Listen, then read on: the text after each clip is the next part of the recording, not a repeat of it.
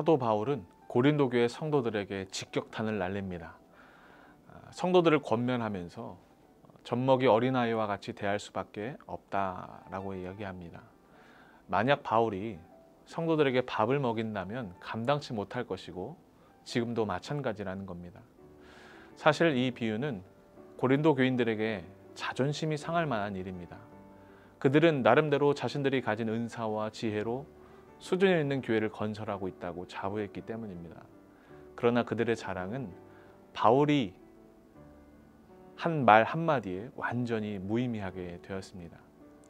고린도 성도들을 향한 바울의 비판은 여기서 멈추지 않습니다. 그는 성도들을 가리켜 아직도 육신에 속한 자다라고 칭합니다. 그 이유는 교회 안의 시기와 분쟁으로 인해 공동체가 무너지고 있었기 때문입니다. 분쟁의 원인은 바로 그들이 하나님을 따르지 않고 하나님이 세우신 사람들을 쫓았기 때문입니다. 그래서 바울은 도대체 너희에게 나 바울, 아볼로는 어떤 존재냐라고 묻습니다. 그러면서 교회 공동체를 위해 세워진 지도자는 하나님의 일을 위한 도구일 뿐이다 라고 이야기합니다.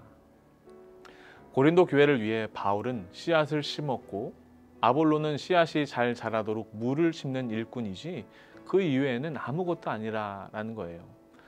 여러분, 우리 모두는 오늘 말씀의 본문처럼 하나님의 동역자입니다.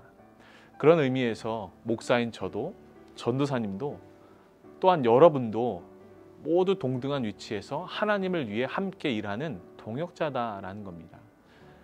여러분, 동역자라는 것은 말 그대로 같이 일을 한다라는 뜻입니다. 무엇을 위해서요? 하나님을 위해서 말입니다. 우리 모두는 하나님을 섬기는 하나님의 일꾼이자 종이다라는 겁니다. 낮은 자리에서 하나님을 위해서 섬기는 충성된 종이 바로 저와 여러분입니다. 바울은 우리를 가리켜서 우리를 하나님의 밭이다라고 이야기합니다. 이 말의 뜻은 우리 삶이 하나님이 당신의 마음대로 일하시는 처소가 되어야 한다라는 겁니다. 우리는 하나님이 사과를 심으시면 사과 열매를 내고 포도를 심으시면 포도 열매를 내는 밭일 뿐입니다. 오늘 우리의 삶은 어떤가요? 무엇이 우리의 삶의 열매를 맺고 있나요? 나의 생각, 나의 주장, 아니면 나의 자랑, 비전, 내 꿈, 내 소원이 우리의 삶을 이끌고 있습니까? 아니면 하나님께서 원하시는 것이 우리 삶의 주인된 삶을 살고 있습니까?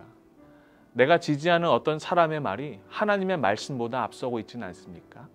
나의 신념, 내가 지지하는 철학이 우선되고 있지는 않습니까?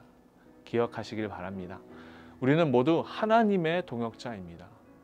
하나님의 밭이고 하나님의 성전입니다. 여러분들의 삶이 하나님이 마음껏 일하시고 열매 맺으시는 기름진 옥토이기를 기도합니다. 하나님을 위해 모든 것 내어드리는 헌신된 종이 되십시오. 오늘 하루도 주님의 몸된 교회를 온전히 세우기 위해 나의 생각과 뜻이 아닌 하나님의 뜻을 쫓아 살아가는 거룩한 성전된 여러분들의 삶이 되기를 함께 기도하고 응원하겠습니다.